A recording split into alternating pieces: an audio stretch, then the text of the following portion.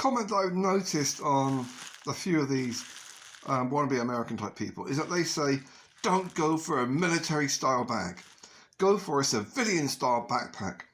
Otherwise, in the event of emergency, people will look at you and they'll think, wow, you're really well equipped because you've got a military backpack. I must rob you. That is not how it works. If somebody sees somebody with a military backpack, generally speaking, they'll say, oh crap, military, let's go and find someone who's not going to be carrying a gun.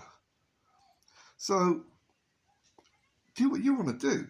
But personally, I'd rather go with something that I can afford, that is strong, and has a proven lifespan.